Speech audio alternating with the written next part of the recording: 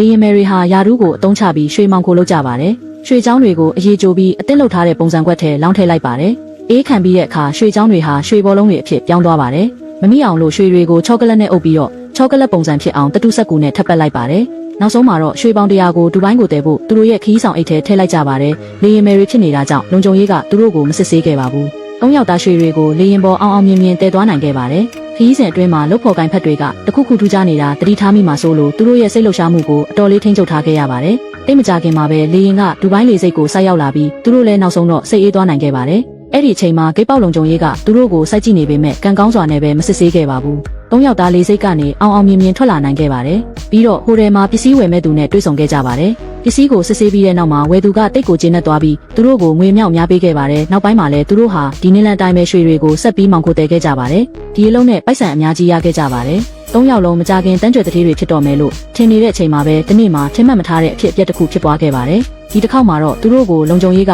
ရုတ်တရက်တားလိုက်ပါတယ်။တကယ်တော့တစုံတစ်ယောက်ကသတင်းပေးတိုင်ကြားခဲ့တာပါ။သူတို့၃ယောက်ကိုစစ်ဆေးမေးမြန်းရေးအခန်းထဲခေါ်သွားပါတယ်။လုံခြုံရေးကသူတို့အိတ်ထဲမှာချောကလက်တွေတွေ့ခဲ့ပေမဲ့အန်နီကတော့နည်းနည်းလေးမှကြောက်ရွံ့တဲ့ပုံမပြခဲ့ပါဘူး။လုံခြုံရေးရာရှိကတခုကိုကိုက်ကြည့်လိုက်တဲ့အခါချောကလက်တွေဟာရွှေမဟုတ်မှန်းတွေ့သွားပါတယ်။ဒါတွေအားလုံးကသူတို့အစီအစဉ်ပါ။ဒေါသထွက်နေတဲ့အရာရှိကချောကလက်အားလုံးကိုရိုက်ခွဲလိုက်ပေမဲ့ဘာမှမတွေ့ခဲ့ပါဘူး။စစ်ဆေးရေးအကြောင်းကြိုတင်သတိပေးချက်ရပြီးတဲ့နောက်သူတို့ဟာရွှေတွေကိုလေရင်ရဲ့လေအေးပေးဆက်အကန့်တွေထဲမှာဝတ်ထားခဲ့တာပါ။တက်တေထောက်ထားမလုံလောက်တာကြောင့်အာနာပိုင်တွေကသူတို့၃ယောက်ကိုပြန်လွတ်ပေးလိုက်ရပါတယ်။အဲ့ဒီနောက်သူတို့၃ယောက်ဟာတိတ်တဆိတ်စုံစမ်းနေခဲ့ပြီးသူတို့ကိုတင်းပေးတိုင်ကြားတဲ့သူဟာသူတို့ရဲ့ဥက္ကဋ္ဌကိုယ်တိုင်ဖြစ်နေမှန်းသိလိုက်ရပါတယ်။ဥက္ကဋ္ဌကနောက်ွယ်ကကျိုးကင်သူဒီကတရားခံလည်းဖြစ်ပါတယ်။ဥက္ကဋ္ဌကသူတို့ကိုအမှုဆင်လိုက်တာဖြစ်ကြောင်းချက်ချင်းသဘောပေါက်လိုက်ကြပါတယ်။အဲ့ဒီနောက်မှာပဲ၃ယောက်သားရုပ်ဖြတ်ပြီးဥက္ကဋ္ဌရဲ့ပါတီပွဲတွေကိုခိုးဝင်ခဲ့ကြပါတယ်။သူတတိမထားမိတဲ့အချိန်မှာအန်နီကသူ့ခန်းတော်ကိုတိတ်တဆိတ်ခိုးယူလိုက်ပါတယ်။အချိန်ထဲမှာပဲလီဆာကစောင့်ကြည့်ထိန်းချုပ်ရေးခန်းနဲ့အမြန်ဝင်ရောက်ပြီးပေးမစနစ်ထဲကိုဘိုင်းရက်စ်ထည့်သွင်းလိုက်ပါတယ်။ချက်ချင်းဆိုသလိုပဲအဆောက်အုံထဲကကင်မရာအားလုံးပြတ်သွားပါတယ်။ပြီးတော့သူတို့ကအခန်းတော်ကိုတုံးပြီးဥက္ကဋ္ဌရဲ့အခန်းထဲက